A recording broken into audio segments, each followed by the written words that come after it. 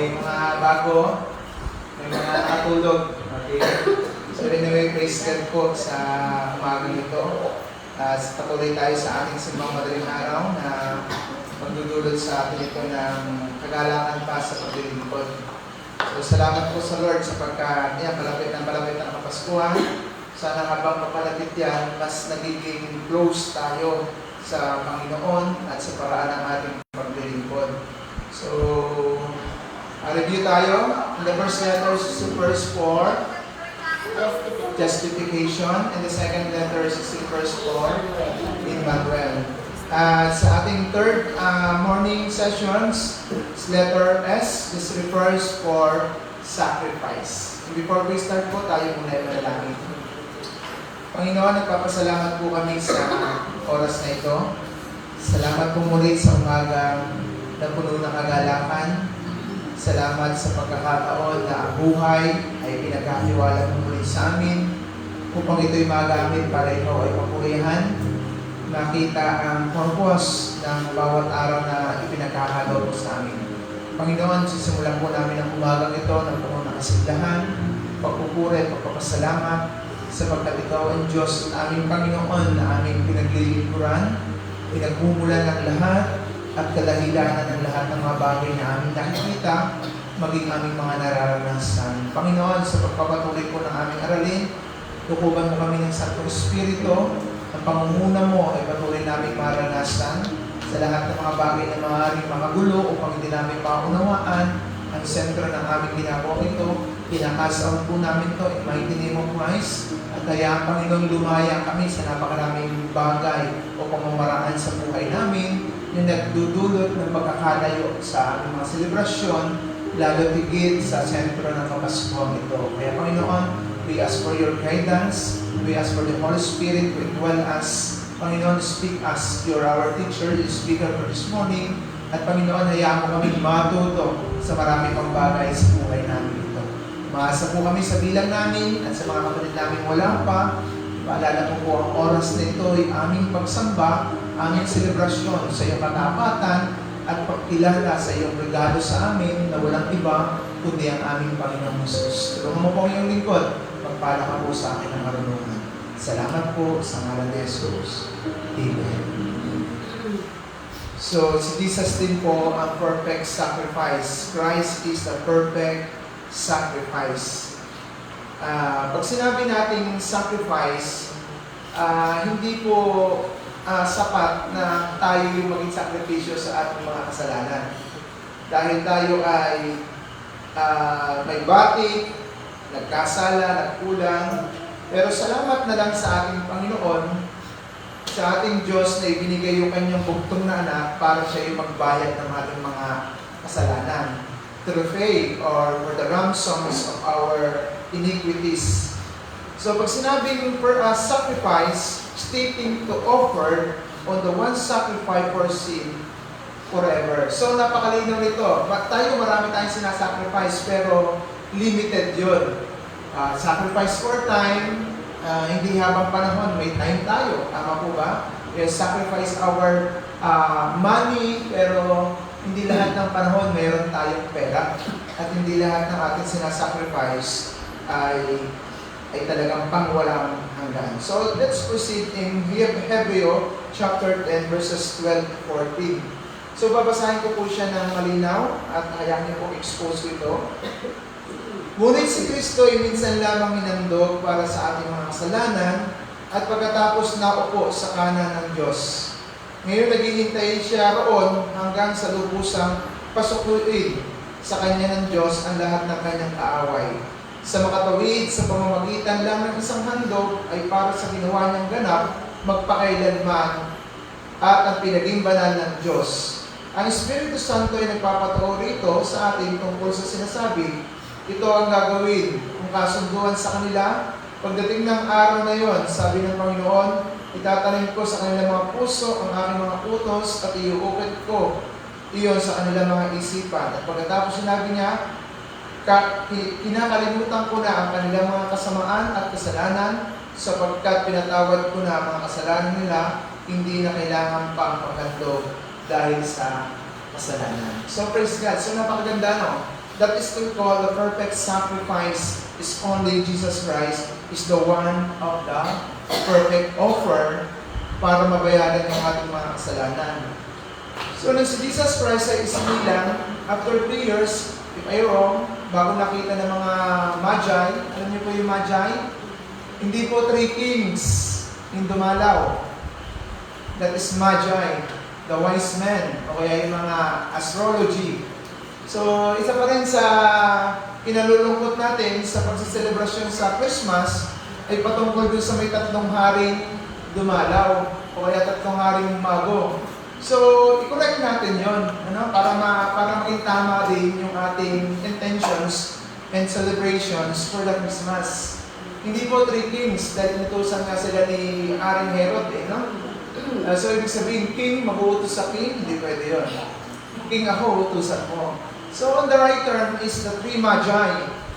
Nung dalawin ng 3 Magi, itong si Jesus, siguro maybe 3 years old na si Jesus dahil sa sobrang tagal ng travel, dahil hindi pa naman uso ng ampartas at hindi rin usong aeroplano noon. Ang daming sasakyan noon ay sleeper o sandals. So, nung makita ng 3 Magi, itong si Jesus, nag-offer sila ng 3 regalo. Alam po ba natin yung 3 regalo? Diba? Gold, myrrh, and then incenso. Nang ibig sabihin ito, that first Jesus Christ is burial for the Mecca. Ibig sabihin nun si Jesus ay i-offer para mabayaran tayo sa ating mga kasalanan. So yung nga ng Jesus na dumating dito, sa pagkakalabas pa lamang niya sa sinapupunan ni Mary, nakaprepare na siya para ipangbayad sa ating mga kasalanan. So ang malungkot isipin pagdating ng Pasko, parang ang dahil mong gumagawa ng kasalanan. Do you want to continue to suffer our Lord Jesus Christ? But sinabi ng ating talata, na Christ, however, the one sacrifice for sins is offered that effective forever or forevermore. So dito, ipinakita ng writers ng Hebreo na si Jesus ang isang perfectong sakripisyo para sa kabayaran ng ating kasalanan ngayon at magpawalang hanggan.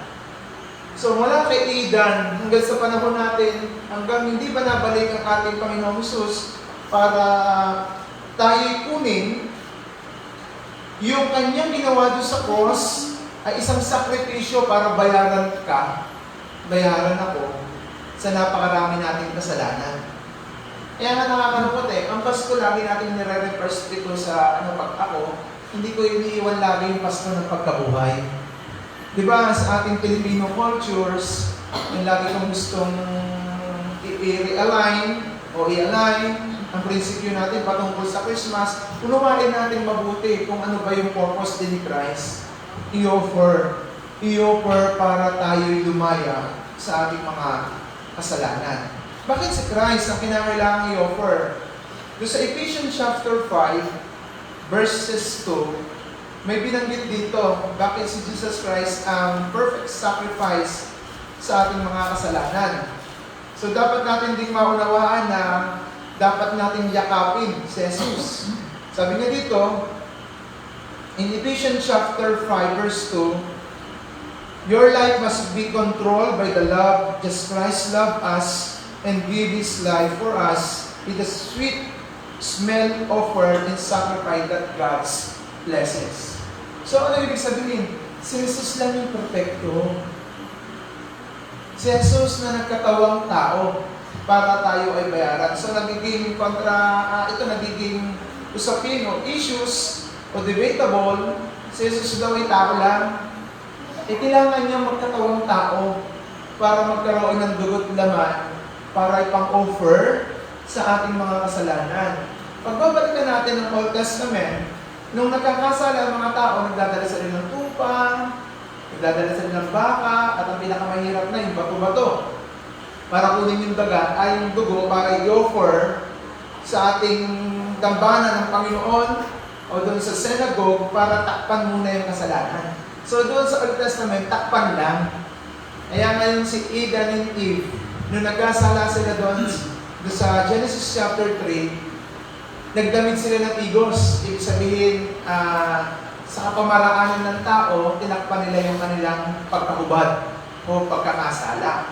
Pero hindi nga sapat na ang taong gagawa ng kapamaraanan para matagpan o mabayaran yung ating mga kasalanan. Kaya nakita ninyo, sa pamamagitan ng kamay ng Diyos, gumawa ng Diyos ng garment mula sa skin ng lamb that represents, saan naman kayo nakita ng tupang bilalatan na hindi tumulad doon? So ito po yun, nag-offer mismo si Yahweh ng tupa para takpan muna, pangsamantala, yung kasalanan ginawa ni Adam and Eve. Then, they will be practiced in the second generations hanggang sa Malakay, hanggang nagkaroon ng silent 400 silent years, nagkaroon ng ganoong tradisyon para takpan yung ating mga kasalanan. Pero, nung si Jesus ay isinilang, ito yung inaantay ng Diyos na sacrifice para ma-repay, matubos tayo. The perfect appointment na tawag natin doon. Si Jesus Christ at yung kanyang lamb. Kaya sabi niya dito, pag binalikan natin yung Ephesians, your life must be controlled by love. So, ibig sabihin, tayo ngayon nagdidiwang ng Pasko, namatay na si Jesus at nabuhay na muli. So, dapat natin makita na yung pangalan Jesus na kaakibat doon sa pangalang yun, siya yung pambayad sa kasalanan natin lahat. Kaya nga pag Pasko, dapat talagang selebrasyon na masaya, hindi yung lasing. Hindi yung nakakaksidente. Last time, nung ako ay nanggaling Mamburao, binabina ako at inulan. Dito sa may tapat ng gasolina din sa Eco Oil, inaanohan ako ng dalawang motor, nagkakaramihan. Wala pa atang 1 minutes ang pagkakaano sa akin, kita ko dun. Laylay ang ulo, laylay ang kamay. Papunta daw sa Kailaw. So kita niyo, hindi ganun ang design ng Pasko. Walang pagbububo ng dugo pagdating ng Pasko. Ito'y pagbibigay ng selebrasyon at papuri sa ating Panginoon. So, Jesus Christ is perfect to those who are made holy. Kaya ngayong Pasko, dapat dinagalang kasi pinagdidiwang yung banal na Diyos na hindi offer for the payment of our sin. So napakalinaw nun. Sabi nga dito, Christ loved us, He gave His life for us as sweet smelling. Sa ibang salin yan, sa King James Version, a fragrance, the aroma, yung masamyong amoy ng Diyos. Paskong Pasko, amoy alak ka, nasa hospital ka, hindi yan ginawa ng Panginoon. So Jesus is the offers a fragrance offering and sacrifice to God. Yun ang dapat nating maunawaan. Ito lang Pasko, napakasarap palang isipin na pagkakasilang pa lang ni Jesus, parang ang hirap naman isipin, ano? Ibawa ko, isisilang ako pero we prepare for the sacrifice. Yung akong walang ginawang kasalanan, ako yung magbabayad para sa inyo. Bago tayo, ang Kapaskuhan, sisimplihan lang natin, bago gagawin lang natin kabulastugan ang pagpupuri. Katulad, kagabi ba yung maingay ng motor? Kagabi yung may maingay ng motor? Sobrang natin naman hindi ganun ang gusto ng ingay ng Pasko. Ang gusto ng ingay ng Pasko, nagkakaroon tayo ng realizations why we celebrate the Christmas, because Christ is offered for the penalty of our sin. So yun ang dapat nating maunawaan. Kaya nga mga kapatid, sabi na dito, in verse 12 sa ating talata, Christ whoever offered in one sacrifice for sin, an offer that is effective forever. Para bagang hindi ko sinasabi na hindi tayo magkakasala, pero maunawaan natin na yung selebrasyon ito ay huwag magdulot man lamang ng sakit at kalungkutan sa puso ng isang banal na Diyos. Diba? We will celebrate in Christmas but far away our purpose and intent. Doon sa sentro ng Pasko. Pagkamat tapos na isinan si Jesus, pero nagse-celebrate nga tayo para kilalanin at unawain bakit may Pasko. Kasi may Pasko, ito ay pagbibigay ng pagkakataon para regaluhan tayo ng isang chance, lumaya tayo. Kaya nga, napakasarap isipin, na sabi niya dito, over the one sacrifice for sins as offered that effective forever. And then sabi niya, he sat down in the right side of God. Nakaupo siya, no? Alam ba sa mga oras nito, nakatingin siya sa atin. Nasa kalangitan kahit may bubong tayo. Kita niya tayo. Maybe our motives in our heart, pagdating sa Kapaskuhan, pagdating sa pangalang Jesus, pagdating sa pangalang Kristo sa buhay natin, ano ang kahulugan nito? Yun ang napakahalaga, no? Kaya nga, nakakalungkot isipin, ulitin ko lamang, pagdating ng Kapaskuhan, nagpipilitan tayo ng simple lang, pagdating naman ng bagong taon, sobrang ingay, napaka-mega, may ganun pala, bakit hindi pa natin piliin na maging mega celebrate tayo sa pagkakasilang ni Jesus? Kasi kung wala ang pagkakasilang ni Jesus, wala din ang Pasko ng pagkabuhay. Yun ang dapat natin isipin. So sabi dito, Christ is signifying to complete insufficiency atonement. Siya lang po yung kasapatan para tayo itubusin sa ating mga kasalanan. Sinasabi yan sa 1 John 2:2. Siya ang the Lamb of God. Siya lang yun. Kaya sinasabi ko sa inyo, kahit ang luhod natin, kahit ilang ulit na panalangin natin, kung hindi natin kikilalanin si Jesus sa buhay natin, tatanggapin as personal saviors, as a perfect sacrifice, para tayo mabayaran, wala pong katuturan niyo. Kaya itong Pasko pa lang na ito, mabago sana yung ating pananaw. Na ito palang verbo, ito palang batang nakiga sa sabsaban ay sarap pagmasdan. Dahil sa batang ito, lalaya tayo sa kasalanan. Papatawarin tayo sa ating pagkakamali. So pag sinabing Jesus, for Him, the atonement sacrifice for our sin.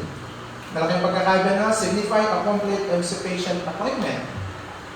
Ito naman, tinawag siya as atoning sacrifice for our sin. Kaya naman tayo, tinawag din ng Diyos para maging bahagi ng selebrasyon sa pagkakasilang ni Kristo hanggang sa kanyang kamatayan at pagkabuhay na muli para ipakita at ipaunawa na tayo binayaran niya. So, bayad po tayo. Kaya nga kung minsan, pag-araw ng linggo, hindi nyo alam, bayad kayo ng Diyos. Nababayaran pa tayo. Tama? Nahalong pa tayo ng mundo. So pag sinabing calling Him the atonement sacrifice for our sin, isipin ninyo, itong ipinanganak na ito, ang siyang magbabayad sa utang na hindi ko kayang bayaran. Kaya malaki din ang pasasalamat natin sa pagkakasilang, sa pagkakadating ng ating Panginoong Kristo. So sabi pa niya in verse 13, there were now waiting under the God's foot, the enemy, in footstool under His feet. Ito nakakalungkot siguro maaaring hindi pa nadating yung Lord, bagamat sinasabi natin marami ng sign and wonders na mga predictable sa Bible, bakit siya hindi nabalik pa? So huwag natin hanggang bumalik pa. Baka maaaring nasa-search ng God, naiilan pa talaga ang totoong nakakakilala sa Kanya. Marami pa rin tumatanggi, marami pa rin hindi nakakaunawa sa ginawang sakripisyo ng ating Panginoong Jesus. Yung mga mahal natin sa buhay, tama po ba? Hindi tayo sigurado kung sila talaga ay meron na ang tunay na relasyon at pagkakaunawa tungkol sa kanyang bugtong na anak. Kaya nga ginagawa natin ng simbang madaling araw, and I try my best to explain and to connect why we have a Christmas. Ini-invite nga sana natin ang buong pamilya natin Totally, naiiya sila maglakad, na nakikita sila, pupunta dito sa simbahan, kung minsan. Ayun ngayong gabi, madilim. So, kita niyo doon, kasi kung talagang tunay relasyon ng mga tao, pinahuhumalingan nila ang paglilingkod at pakikinig ng salita ng Diyos. Yun ang pagkakaunawa ko. Kasi, binayaran ako Nung hindi ko kayang bayaran. Yun ang dapat nating makita dito. Sabi dito sa Hebreo 9:28, alam niyo yung 9:27 minsan itinakda ng Diyos ang tao mamatay. at pagkatapos ay mag-uupo. Pero yung 28, ganito ang sinasabi. Gagawin niya, sabi niya dito, gayon din naman si Kristo ay minsan ninandog upang pawiin ang kasalanan ng tao na siyang muling darating, hindi upang muling ihandog dahil sa kanyang kasalanan, kundi upang iligtas ang mga nag-aantay sa kanya. Kaya pala taon-taon mayroon tayong selebrasyon ng Pasko, Linggo ng Pagkabuhay, tama? O Sabado de Gloria.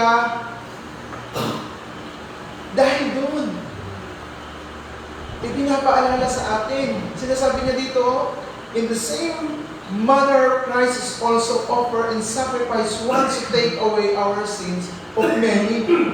Yung lahat ng kasalanan natin, itong ating Panginoong Hesus isinilang para pambayad. Di ba po meron kayong napapanood na mga movie? O kaya napapanood kayong mga tawag natin dito, mga drama? Yung mga anak pinapaampon para pambayad ng utang. Tama?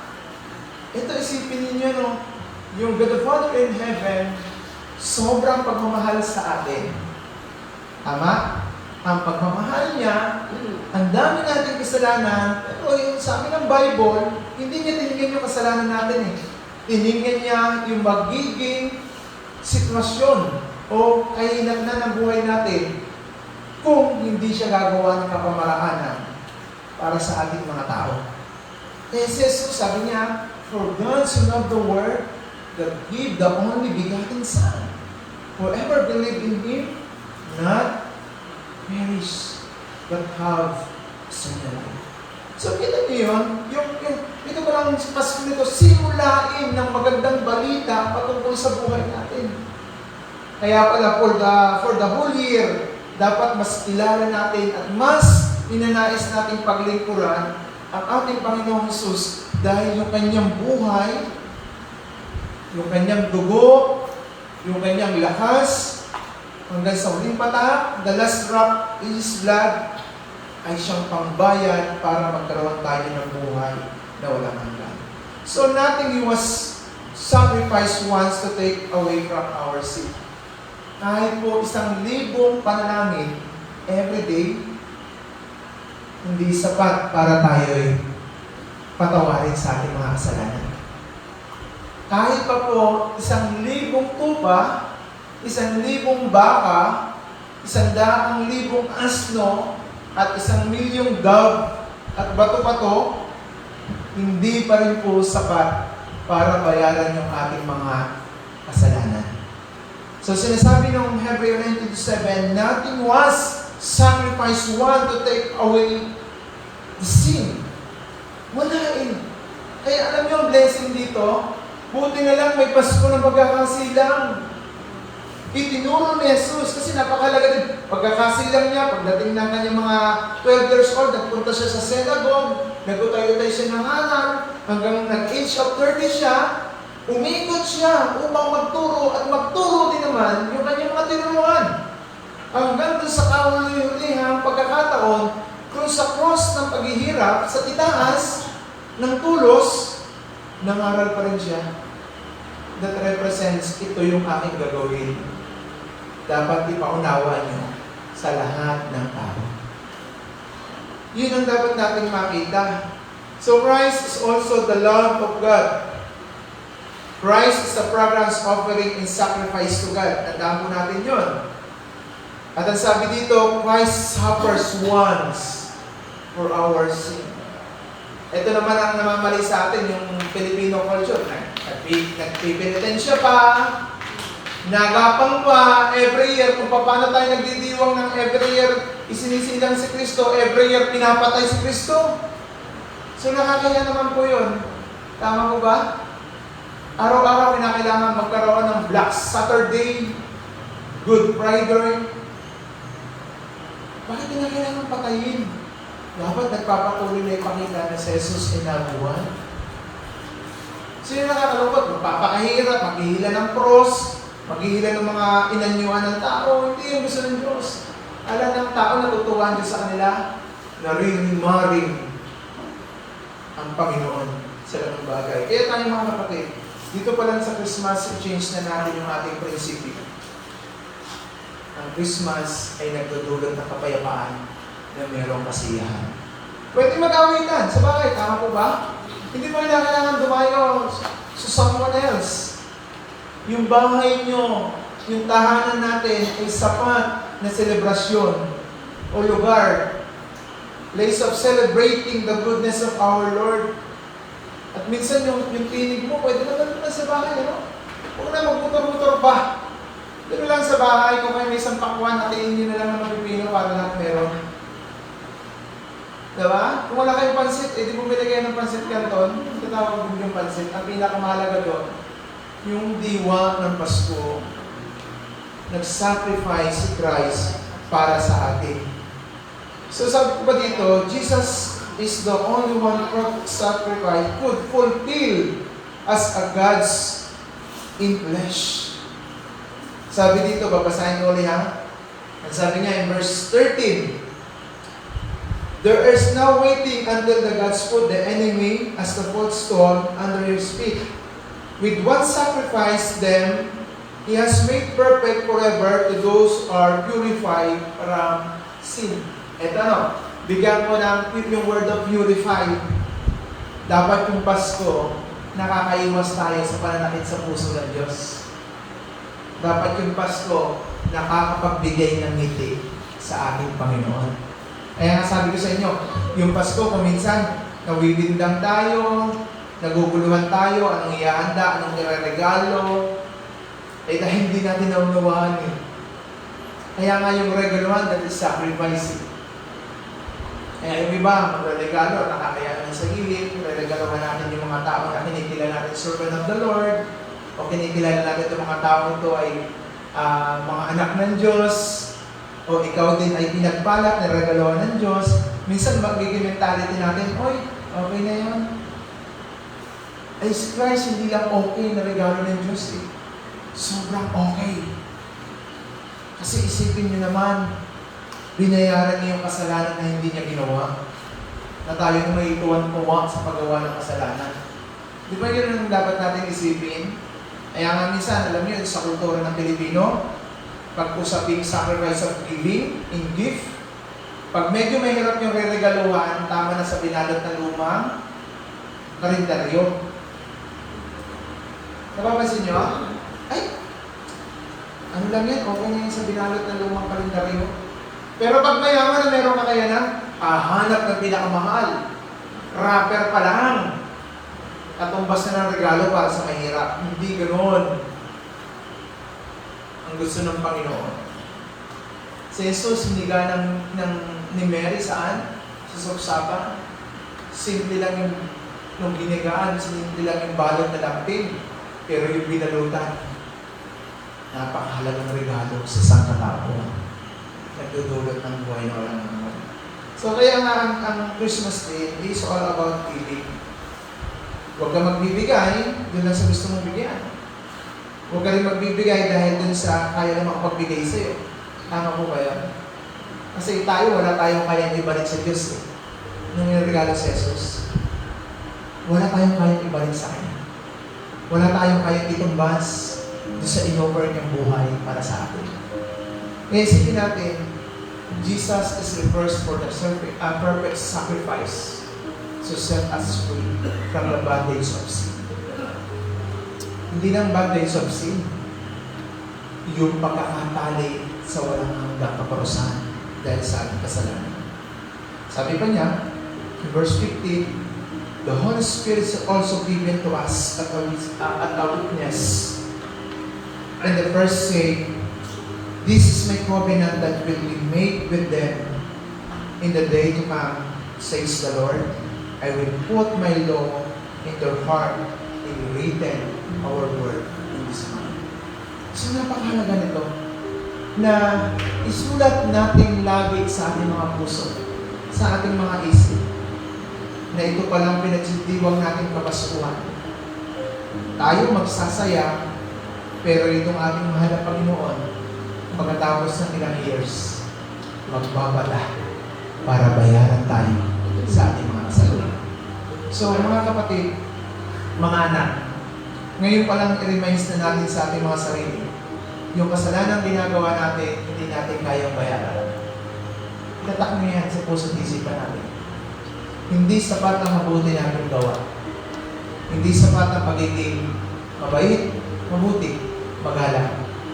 Kundi ang kasapatan nito, yung si Jesus, nakatatak sa puso at isipan natin, ang nagbayad sa ating mga kasalanan. So mga kapatid, they offer themselves for us as offerings of fragrance para masihan ng Panginoon. Sana sa Kapaskuhan ito, sigapin natin maging masaya ang Panginoon sa buhay natin. Paano yan? Number 1, yung buong pamilya, mananalangin ng sama-sama, at papasalamatan ng dakilang Diyos dahil sa bugtong na anak na binigay sa atin. That is number 1. Number 2, celebrate with the gladness for simplicity.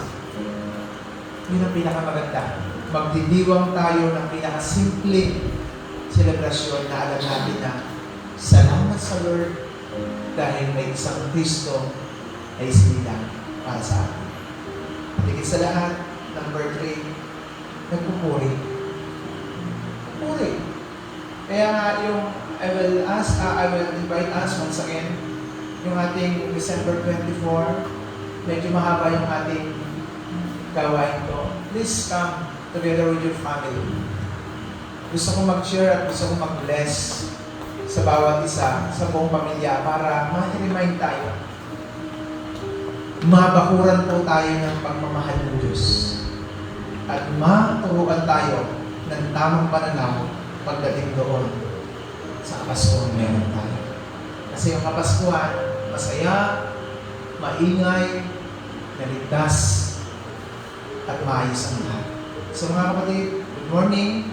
And Jesus Christ is a perfect sacrifice for the payment of our sin. Tatak natin yan. Yung pagkakasilang pala ni Kristo, ito na yung gagawin niya para sa ating lahat. Bagamat nagawa niya na, pero mag-remind sa puso natin at isipan na siya ang siyang sentro ng Kapaskuhan at ang kanyang gagawin. Kaya for the last verse in 17, and he said, I will not remember their sins and evil deed any longer. So when I this being forgiven of offering to take away the sin is no longer indeed. Ito masarap pa naman. Wow, Lord, ito na yung iniintay ng mga unang mga tao, yung dumating ka. Kaya nga napansin ninyo doon sa Lucas chapter 2, nung narinig ng mga shepherd na ito yung katuparan ng mga prophecy mula doon kay Isaias, ano ginawa ng mga apostol, mga pastor? They worshiping the Lord, they proclaiming the good news, at talagang pagkakakita pa lang nila kay Jesus, yung kagalangan sa puso nila nag-umapaw. At after that, pumorward sila, nag-scatter sila. Para saan? Hindi maghanap ng kasiyahan, kundi ialay yung boses nila para isigaw na isinilang na tagapagligtas. Isinilang na ang i-offer para tayo mabayaran sa ating mga kasalanan. So mga kapatid, ganun tayo. From starting you know about Christ, mabago po yung paraan ng ating pag-iisip. Lalo tingin sa Kapaskuhan ito. Hindi masama na magpunta sa mga pailaw, hindi masama na dumalaw. Ang masama doon, kung ang intention nyo to celebrate with us, wala yung Kristo sa kaligitnaan ito.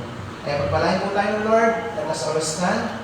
And let us continue to praise our God because Jesus Christ is a perfect sacrifice for repayment of our sin. Ay manalangin.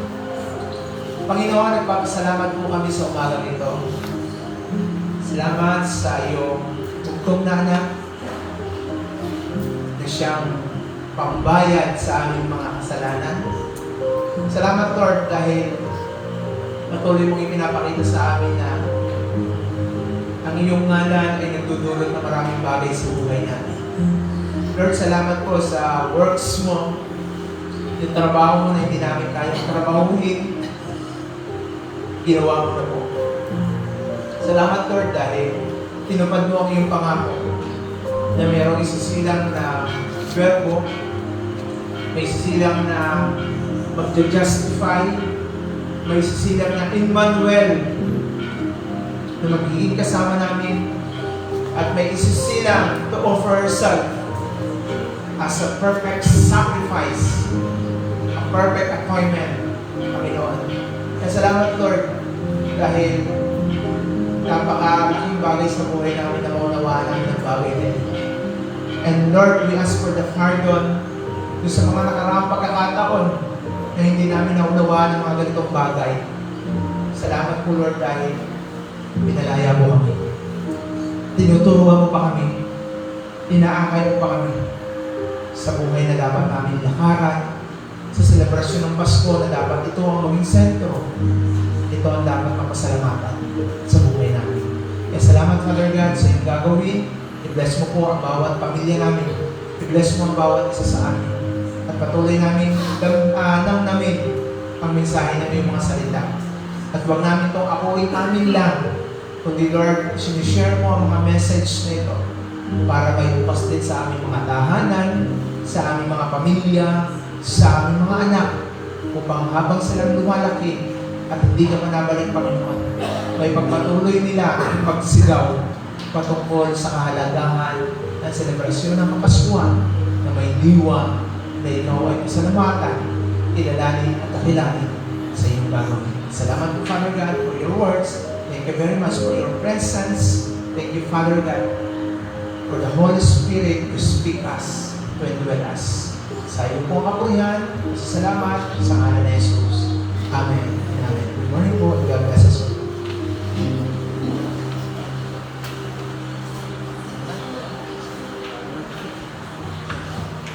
Ayan po, salamat po Pastor sa mensahe. Ayan mga kapatid, salamat dahil napakinggan po natin muli ang mensahe